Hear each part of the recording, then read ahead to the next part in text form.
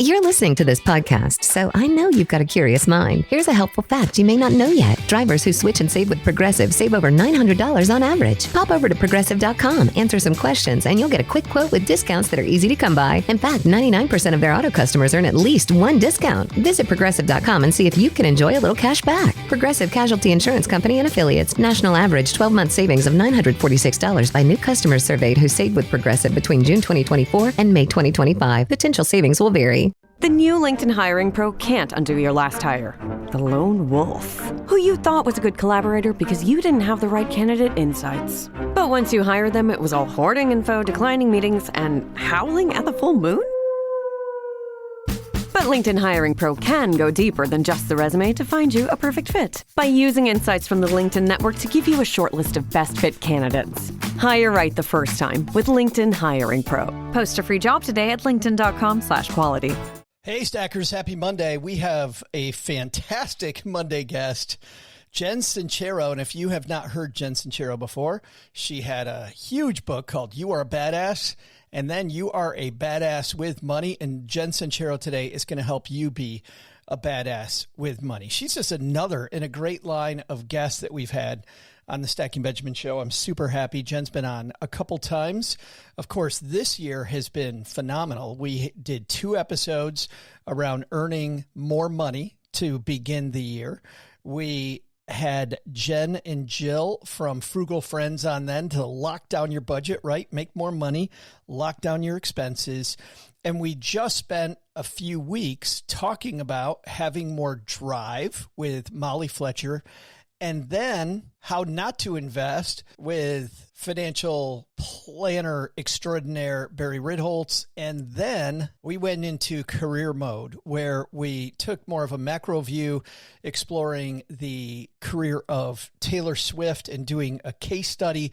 And then the next week, getting very tactical with the amazing coach Loretta K. Lee. Well, this next 8 weeks, we are going to begin pivoting more toward investing. If there's a theme for the next 8 weeks, it's going to be investing in your portfolio. We're going to take a week and talk about international investing. We're going to take a week and talk about your spend down plan. And whether you're 25 or 55 or 75, you want to know what your spend down plan is going to be. They call it decumulation plan. But we're going to, of course, mix it up with some other fun stuff. We're going to talk about good eating. We'll also talk to the amazing Robert Niles from The Park Insider, who always helps us kick off summer. So that begins today with this mindset shift with Jen Sincero. We're going to start with investing mindset next week. This is our greatest hits week, and that's the reason why we're playing that one today. I'll explain why we have the Wednesday and the Friday shows as a prelude to both of those coming up. But just a couple quick notes for the calendar. Number one is on Thursday, May 15th, that's next Thursday, if you're listening to this on the day it comes out on May 5th, 2025. But May 15th, 2025, we have a special event about why most retirement calculators suck. Now, we haven't had a YouTube live event in a long time. We've already had a lot of people sign up, which is awesome.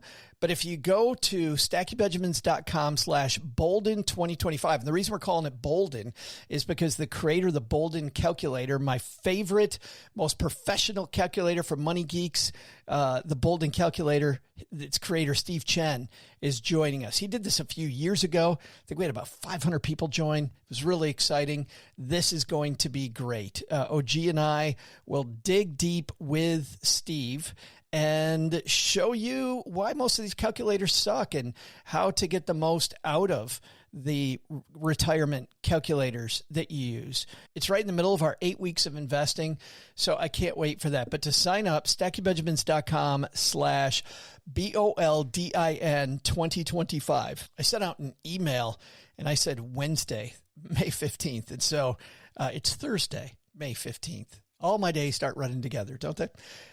Speaking of running together, well, what's running right after that is we've got that on May 15th, and I turn around and then fly to Boston, and we are doing a meetup at Idle Hands Craft Brewing in Malden. And that is going to be on May 20th. And the way to join me there is StackyBenjamins.com/meetup. StackyBenjamins.com/meetup, Boston friends. And should be a great time at Idle Hands Craft Brewing. Looks like a really cool place. And I can't wait to meet a bunch of our Stacker family in Boston. The fun starts at 6:30 p.m., so come join us. And by the way, that Bolden event, I don't know if I said it, 8 o'clock Eastern, 5 o'clock Pacific for the calculator event. All right, we're going to get started now with going all the way back to 2017. I'm going to chop up this show just a little bit. There's a interview at the beginning with Jackson Hewitt it was the day that taxes were due. Taxes were due that year on April 16th or 17th, and this is the April 16th episode from 2017. But the Jen Sincero piece, everything else is phenomenal. So you might hear a couple boops. But before we get going, we got a couple of sponsors that make sure this is free and you can keep on coming on. We're going to hear from them. And then let's hear our episode with Jen Sincero. You may not know that when we started Stacking Benjamins, it was a blog. And even then, just the startup cost, I remember thinking, is this the right thing? And what if I write things and nobody comes, right? Well, luckily, that didn't end up happening. But starting something new isn't just hard. It's terrifying. There's so much work. You're not sure whether it's going to work out. You're not sure if anybody's going to read it. And then we change it to a podcast. Is anybody actually going to listen, right? What if nobody wants all the stuff that we have? Well, had I used Shopify, it would have been even easier because with their expertise, their helpful tools, and their easy-to-use platform, that's something that would have made Stacking Benjamins more effective much, much more quickly. Shopify is the commerce platform behind millions of businesses around the world and 10% of all e-commerce in the U.S. Names you've heard of like Heinz and Mattel, Shopify, Gymshark, Aviator Nation, Allbirds, also all Shopify. Get started with your own design studio with hundreds of ready-to-use templates. Shopify helps you build a beautiful online store that matches your brand style. And best yet, Shopify is your commerce expert with world-class expertise in everything from managing inventory to international shipping to processing returns and beyond. And did I mention that iconic purple Shop Pay button? It's used by millions of businesses around the world. It's why Shopify has the best converting checkout on the planet.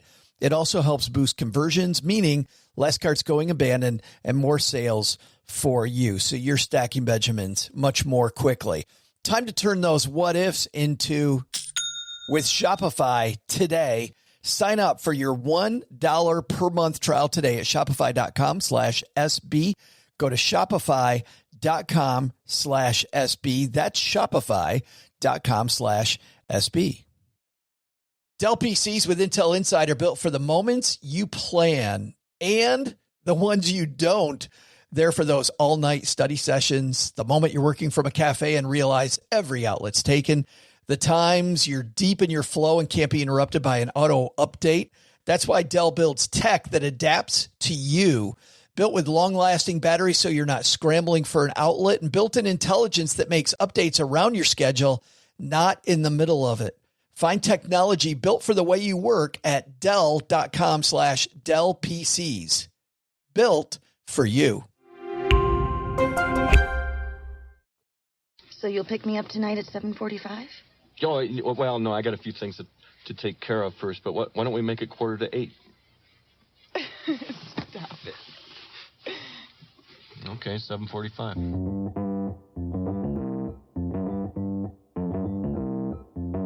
You're listening to The Stacking Benjamin Show.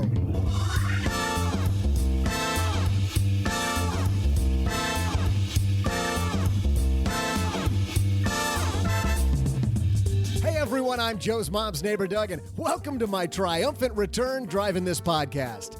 Look, I don't know what you heard on Friday. Something about me selling Joe's mom's rock collection or some story like that. Look, here's what really happened. I was in the front yard washing my rocks off when I come down to the basement and see that jerk-face Steve Stewart sitting in my chair.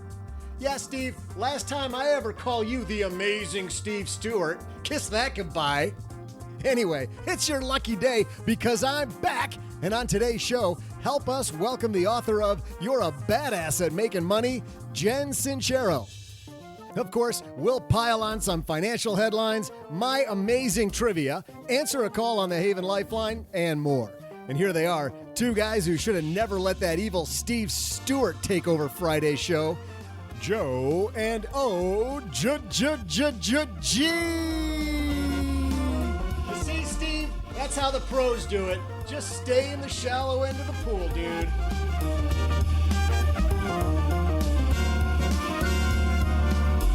Hey, happy Monday. We are back, and across the card table from me, it's the one and only other guy, as we call him, OG. What's your favorite Easter candy that the Easter Bunny brought you yesterday? Anything Reese's Pieces, so those Reese's eggs. You know, Mom's always like, Joe, where are you going with all those Reese's eggs in your pocket? Is that a Reese's egg in your pocket? Yeah. Or are you happy to see Easter? I'm like, it's like 27 Reese's. I like those commercials where the chocolate bunny is like hopping and they got the Barry White music, and then he like leans in and kisses the peanut butter, and then poof, then the Reese's egg is born. And there's the egg, right? Yeah. Is that how it works? Is that how Mom described the Birds and the Bees to you? Well, yeah, that's how it works, right? Jen Sincero is a badass, and she is going to be a badass at helping us finally figure out how to make some money. Fantastic book, and she's hilarious. So she's been a musician, a comedian. She's a success coach. Jen Sincero coming down to the basement. But first, we've got some headlines. Hello, darlings. And now it's time for your favorite part of the show, our Stacking Benjamin's headlines. This comes to us from NAPA-Net, the National Association of Plan Advisors, people that handle 401ks and pension plans, that type of thing. Says retirement plans dominate TDF holdings. I thought this was really cool. A new report finds that 88% of target date fund mutual fund assets were held through deferred compensation plans. Report from the Investment Company Institute notes that as of the end of last year, new data out, shows the target date mutual fund assets totaled $887 billion, up 1.5% in the fourth quarter and up 16% for the year. How about that? Yeah, target date funds, my absolute favorite. But you know what? In all seriousness, I'm glad to see, because you and I used to see, what we used to see is somebody would come in and they're like, yeah, I have this 401k, been saving in it for 5 or 6 years. It's all in the stable value fund. Right. What did you pick? I didn't pick anything. And you know what's happening in most of these cases.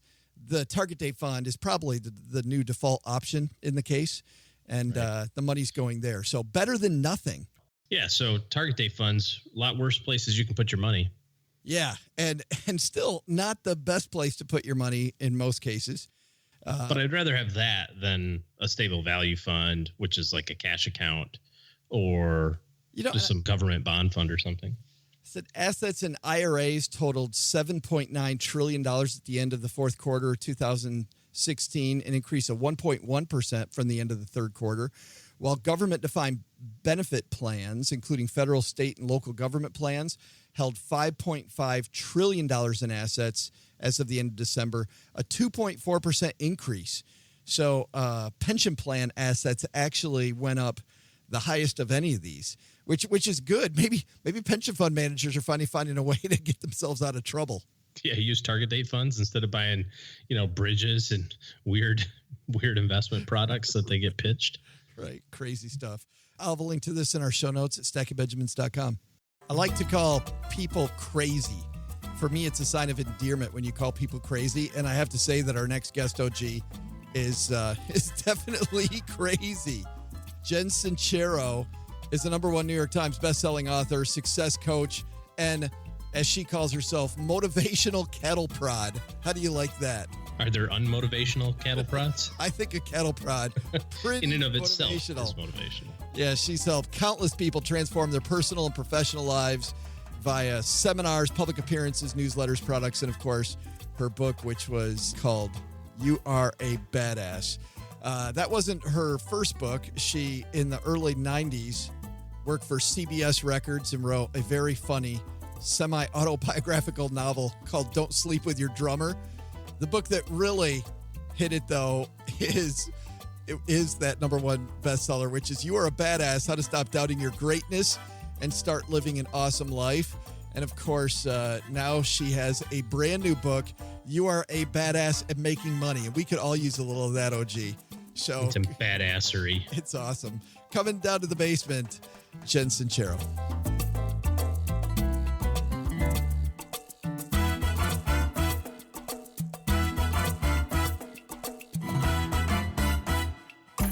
And Jen Sincero joins us in the basement. Welcome, badass. Thanks so much. It's great to be here. I don't get to just call somebody I just met badass right away, but everybody does that to you, I have to imagine. Yeah, it's kind of weird, but it's also kind of awesome. It is awesome. There's nothing better than being a couple badasses sitting in my mom's basement. Is that possible?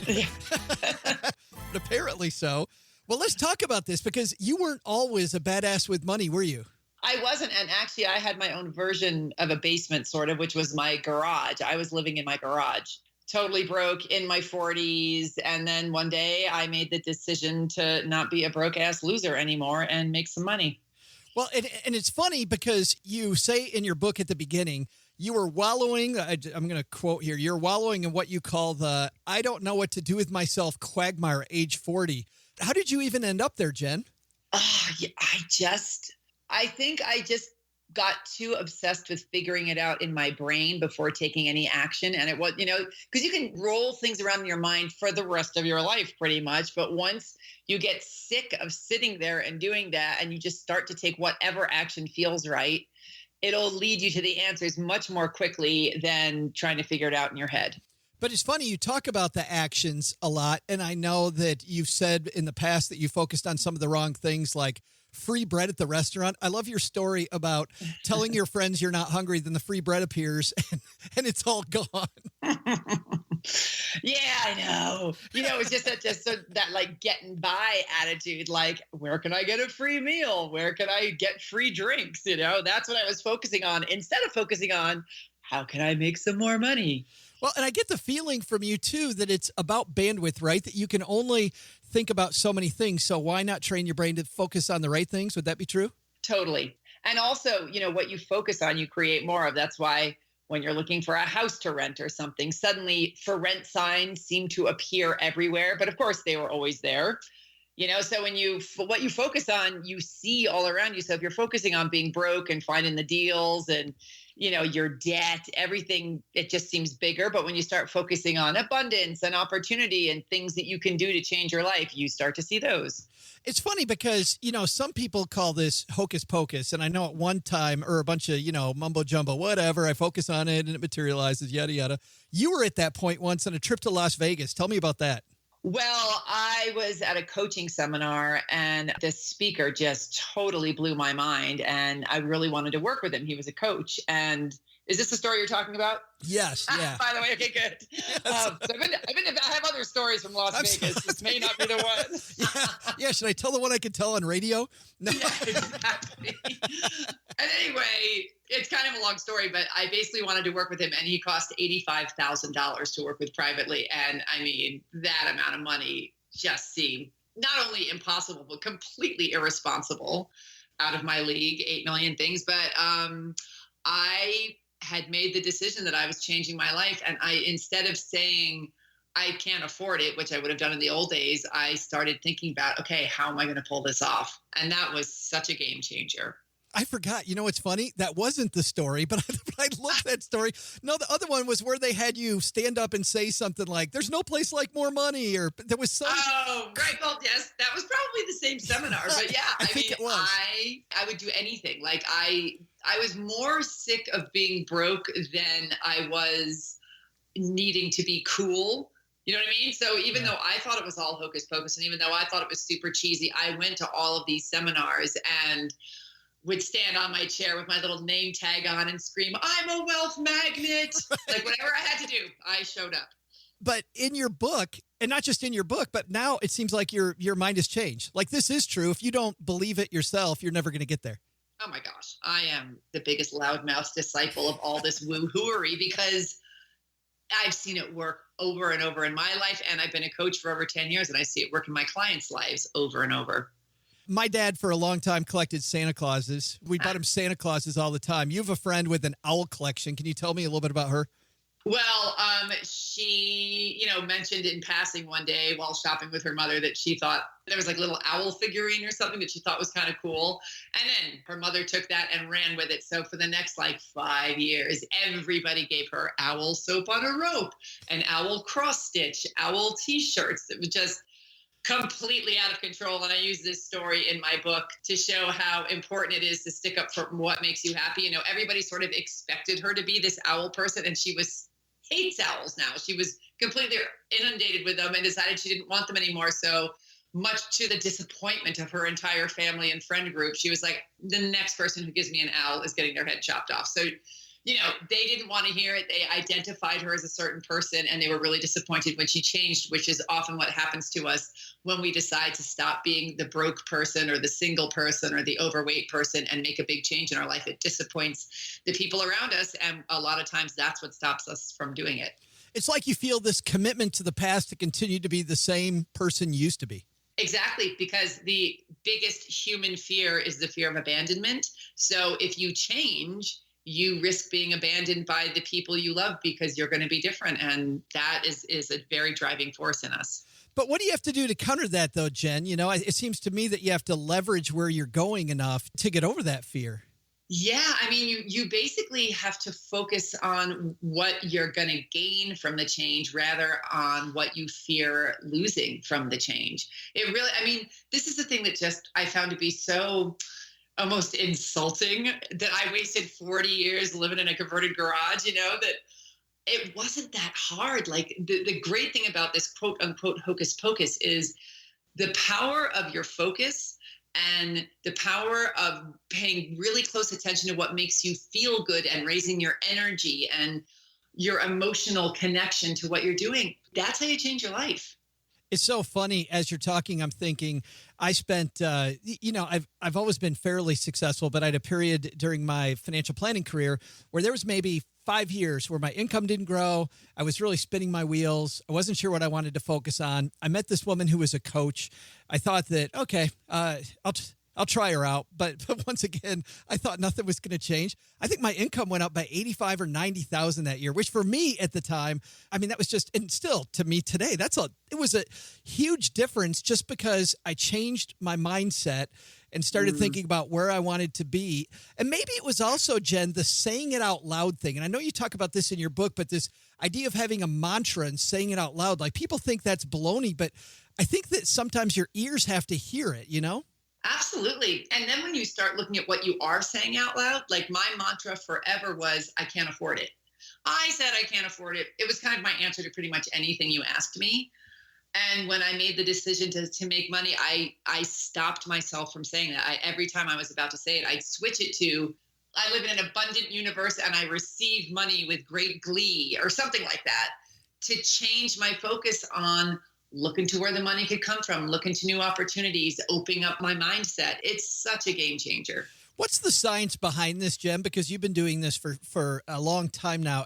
Yeah, and it's a couple of things. It is, we are ruled by our subconscious mind. So for those of you who don't know this stuff, it's basically whatever you're raised believing, whatever your parents and society tell you when you're a little kid gets lodged in your subconscious mind as the truth. And because when you're a kid, you haven't developed that analytical part of your brain that can sort of question it. So if they tell you that money is hard to make, you're an idiot, you never get to do fun things to make money, that's going to be your subconscious belief. So when you grow up to be an adult and you're trying to make money and, you consciously would love some money, if your subconscious mind thinks it's going to be no fun or put you at risk of looking like a moron or put you at risk of being abandoned, you won't let yourself do it. So that's why becoming aware of your thoughts and beliefs is the very first and biggest, most important step to changing your life. Because once you become aware of what's going on in your subconscious, you empower yourself to change it. And I absolutely love stories. And you tell a story about this, I think very close to, if not this very topic in the book,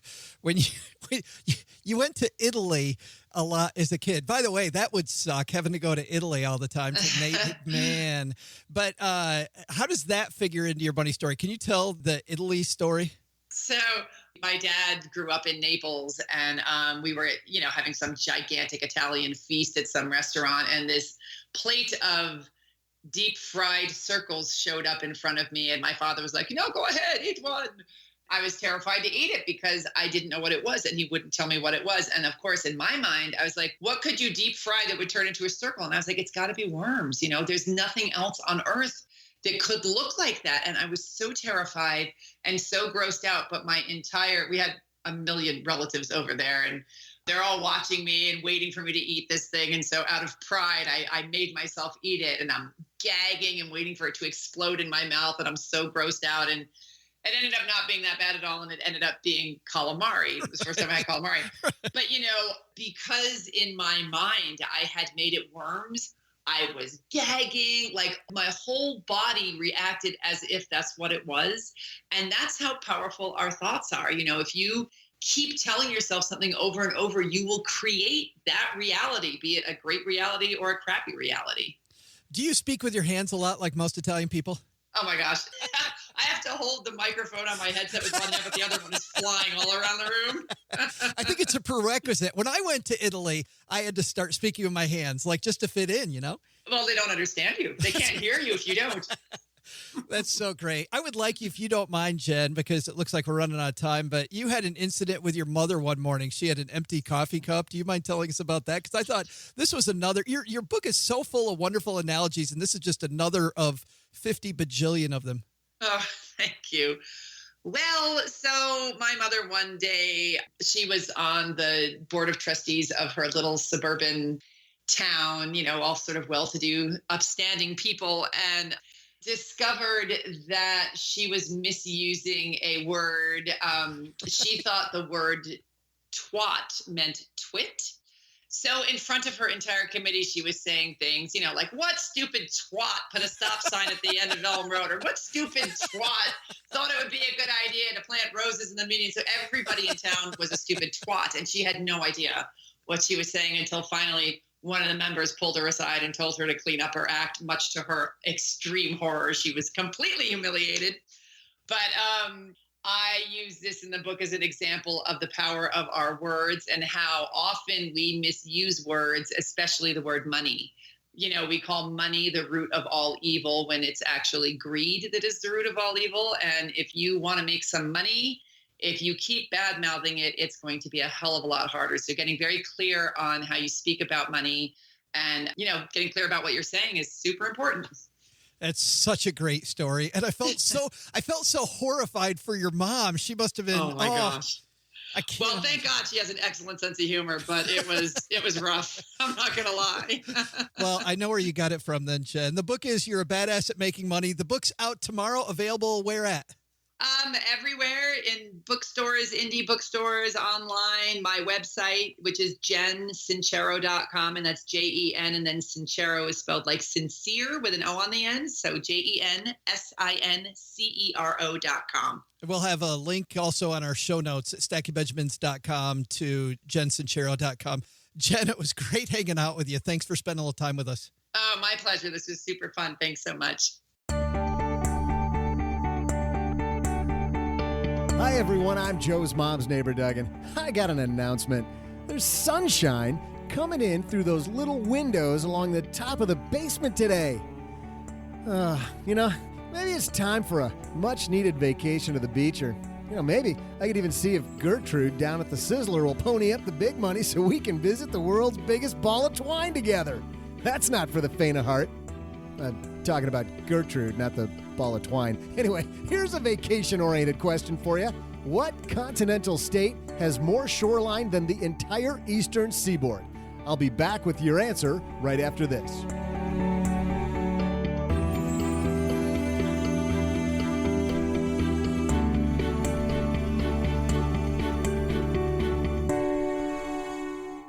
You're listening to this podcast, so I know you've got a curious mind. Here's a helpful fact you may not know yet. Drivers who switch and save with Progressive save over $900 on average. Pop over to progressive.com, answer some questions, and you'll get a quick quote with discounts that are easy to come by. In fact, 99% of their auto customers earn at least one discount. Visit progressive.com and see if you can enjoy a little cash back. Progressive Casualty Insurance Company and Affiliates. National average 12-month savings of $946 by new customers surveyed who saved with Progressive between June 2024 and May 2025. Potential savings will vary. You didn't start a business just to keep the lights on. You're here to sell more today than yesterday. You're here to win. Lucky for you, Shopify built the best converting checkout on the planet. Like the just one tapping, ridiculously fast acting, sky-high sales stacking, champion of checkouts. That's the good stuff right there. So if your business is in it to win it, win with Shopify. Start your free trial today at shopify.com/win. Did you know Fast Growing Trees is America's largest and most trusted online nursery with thousands of trees and plants and over 2 million happy customers? Whether you're planting fruit trees, adding privacy, brightening things up with flowers, or bringing in houseplants, Fast Growing Trees has it all. Even better, they can help you find options that are right for your climate, your space, and lifestyle.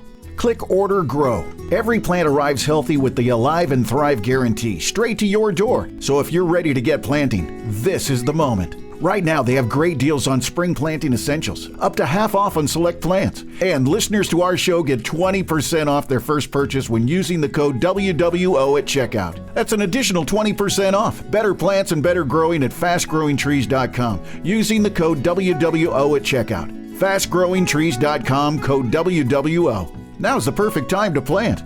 Let's grow together. Use WWO to save today. Offer is valid for a limited time. Terms and conditions apply. Go to growingfasttrees.com for details.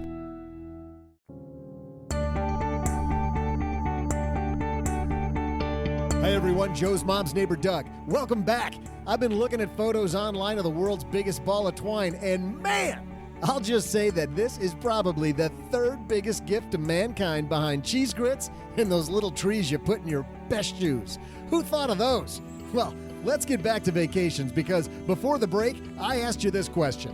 What continental state has more shoreline than the entire eastern seaboard? The answer?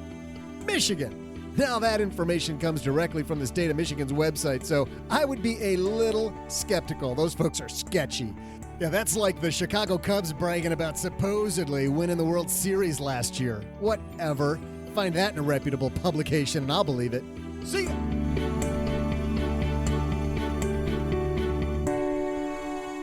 Big thanks again to Jen Sincero for coming down to the basement.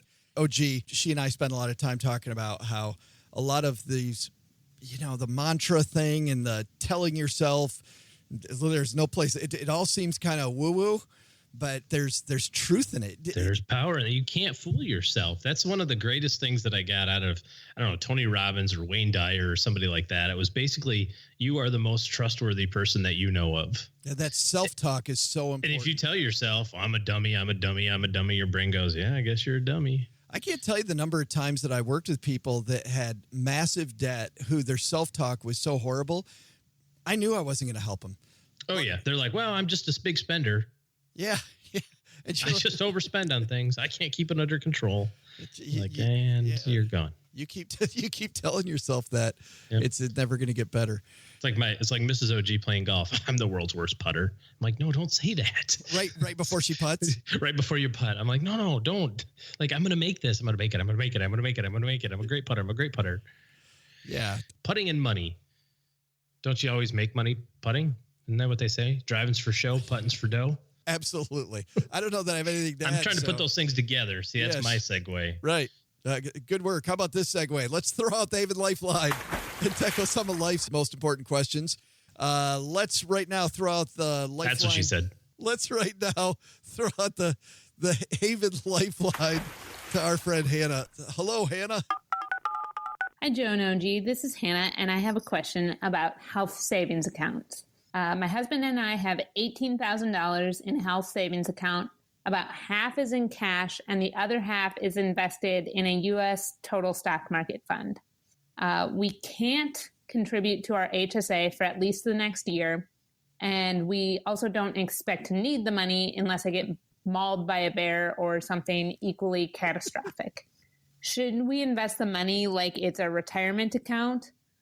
Should we keep a bunch of money in cash? We don't really do bonds anywhere else, but the bond funds seem pretty good, so we could allocate money to lower volatility options. I'm just not sure how we should think about this, given that it used to be something that we needed cash for, but now probably isn't so much a part of our immediate cash needs. Thanks. Thank you, Hannah. Smartest thing she said there was, we don't do bond funds. So OG, her HSA.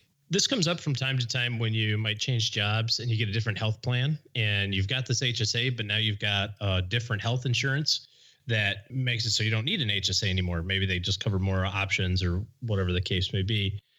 Investing in an HSA is very similar to investing anywhere else. You want to make sure that the money that you might need in the short term is liquid in cash, and the rest of it is fair game for investing.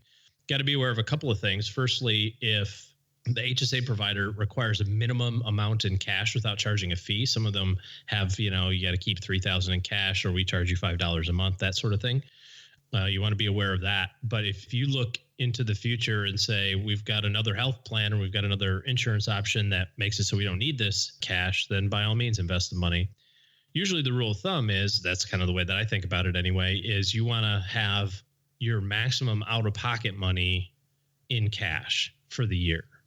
So if your plan says, hey, we're going to need to spend $6,000 out of pocket before the insurance kicks in, then you might want to keep about $6,000 in cash and the rest can get invested.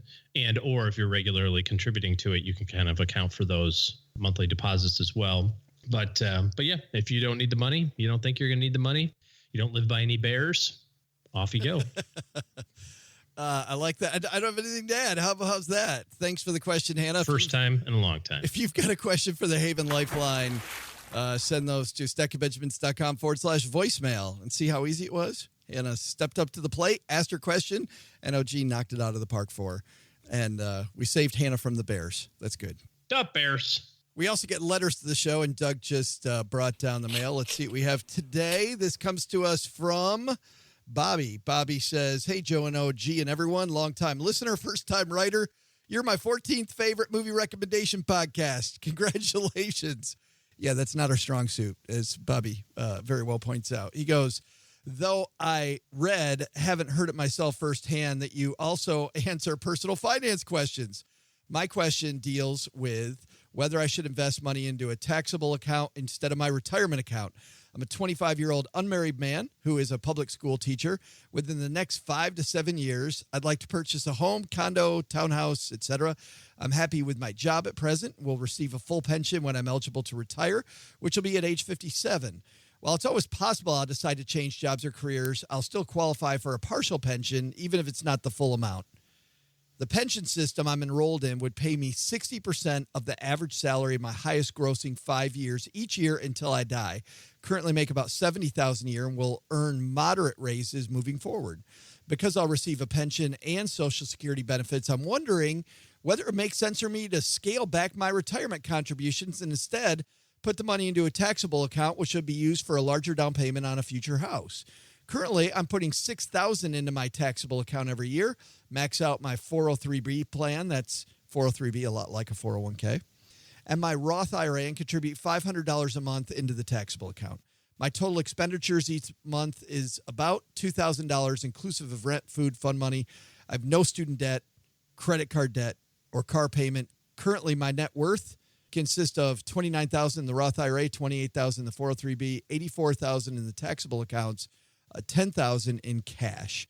Any advice you have to offer would be sincerely appreciated, Bobby. Great letter, Bobby. Yeah. Congratulations on doing a lot of stuff right. Pension and Social Security. So should he scale back that 403B? Not in a million years. Yeah, that doesn't make me very comfortable. We talk about a lot on the show here about the effect of compounding, and the money that you're investing today is going to have the most opportunity for it to double.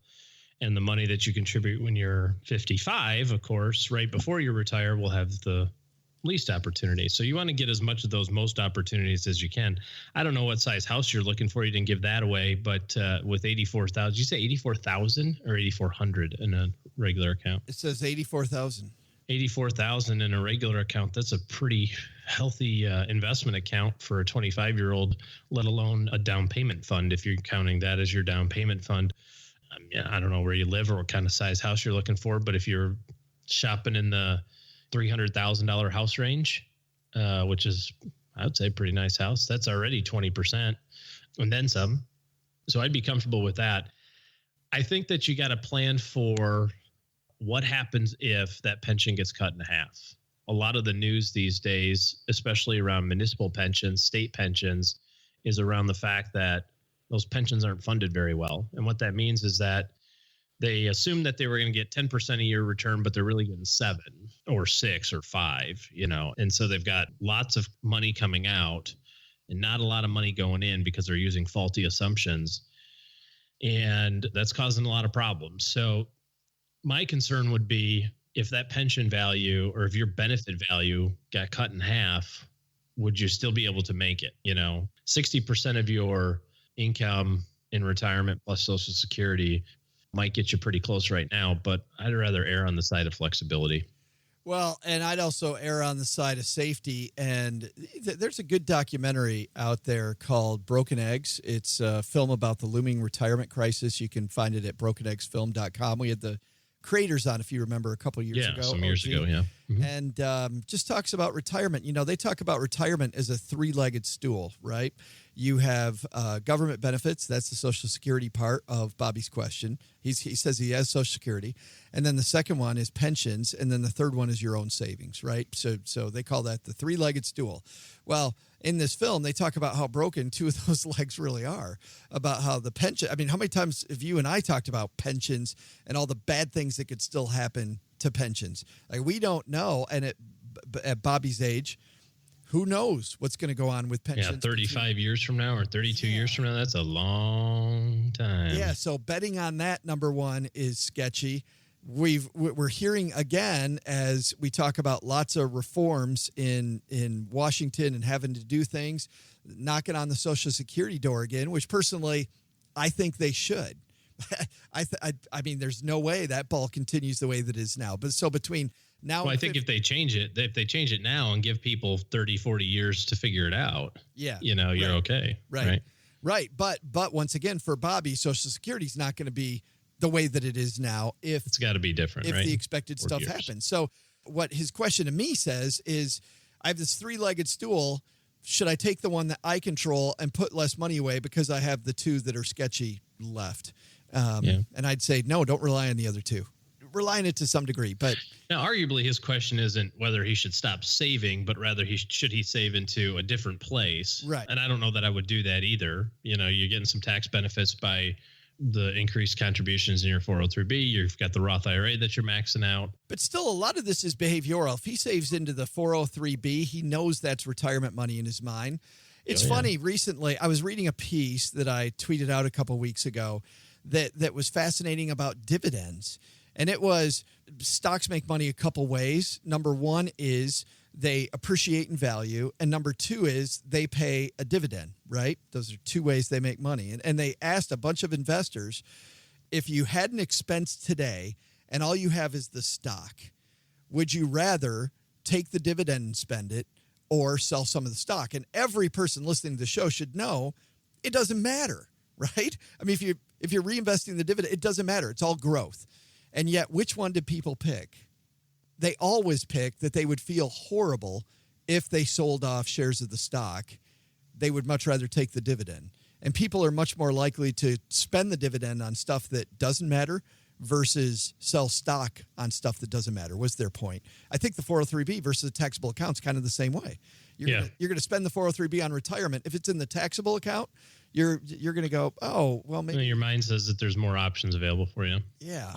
So the 403B kind of hides money there too. So I wouldn't change your plan. I like it so far. Yeah. Buy a reasonable house, and I don't know that you need to wait 5 years. Buy it, be done with it, get the darn thing paid off, and move on. Become a homeowner, Bobby. Just what is that? Yeah, if you want to spend a whole bunch of money on different things, just go buy a house. You got all sorts of stuff you get to spend money on. Then I'm thinking fences blow down, windows break with hail. You got all sorts of stuff. Thinking of that old that commercial of the guy in his riding lawnmower, and he's got the beautiful house. The family's like, "How do I afford all this? I'm in debt up to my eyeballs." Yeah, remember that one? There you go. That's good stuff. Thanks, Bobby. If you've got a question, a letter for us. All right.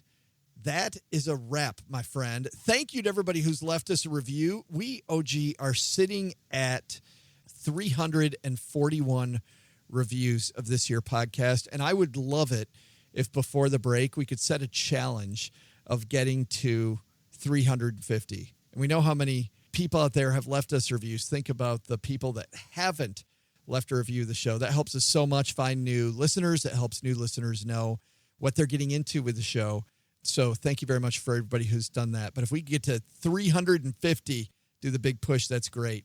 Let me tell you about a review going on Mom's Fridge. Apps Rule 000000 says 5 stars, really enjoyable podcast. I do look forward to listening to this podcast. Well, we do look forward to making it, Apps Rule. It is my favorite personal finance podcast, and I've tried many before this one came along. It has a lot of variety and will appeal to a wide range of listeners because it's very entertaining, and there's always a small chance I might learn something. I like the different formats from OG to the Roundtable crew. Thanks a ton for that, and Mom's popping that baby on the fridge. All right, everybody, have a fantastic week. Happy Monday. We'll see you back here on Wednesday. Stacking more Benjamins. So, what did we learn today? First, Jen Sincero had it right. Making money is about knowledge and numbers, but it's also about mindset. You can be a badass at making money, get your subconscious mind working, then go on the attack. And don't give up. Second, tax day is tomorrow, so get those taxes filed. As Mark Stieber from Jackson Hewitt said, while maybe you can't pay, there are huge fines if you don't file. So at least file your taxes. In the words of a great philosopher, get her done. But the big lesson? If you work with a guy named Steve, don't let him near your microphone. That guy's trying to take over the place, and we got to rise up and protest. Who's with me? A big thank you to Jen Sincero. You'll find a link to her site, jensincero.com, and her new book, You Are a Badass at Making Money, on our show notes at stackingbenjamins.com. This show is the property of SB Podcasts, LLC. The show is created by Joe Saul-Sehy, produced by Richie Rutter-Reese, and engineered by Steve Stewart. SB Podcasts may receive payment on the show from sponsors and guests in the form of books, giveaway items, discounts, or other remuneration. There's no way you would take advice from these dorks, but like Joe's mom always says, don't take advice from people you don't know. This show is for entertainment purposes only, and before making any financial moves, consult with a real financial advisor. I'm Joe's mom's neighbor, Doug, and I just brought this podcast in for a landing. Hashtag superstar. Hashtag, yeah, I just said that.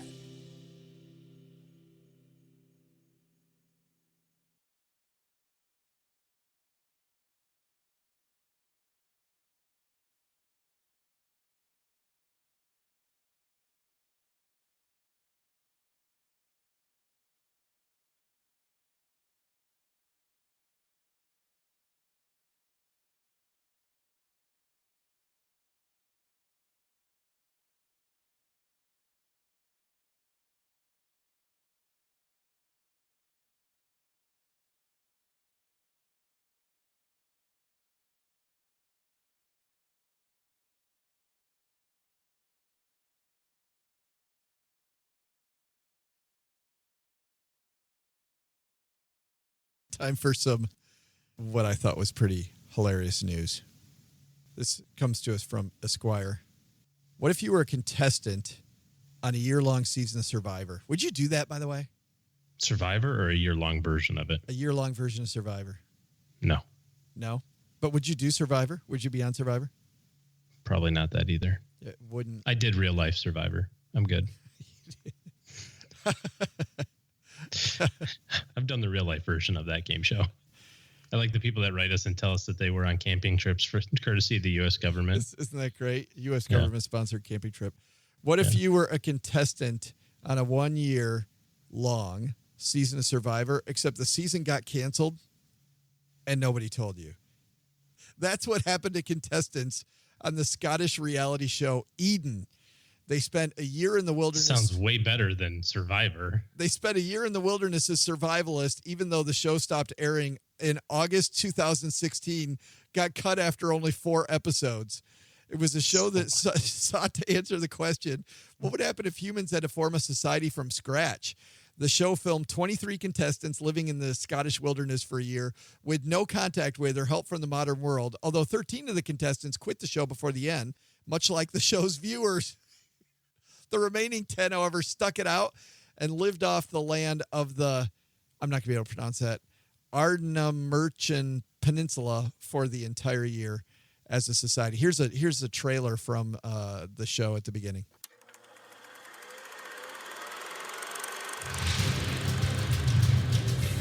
23 total strangers. What are the yellow brick road?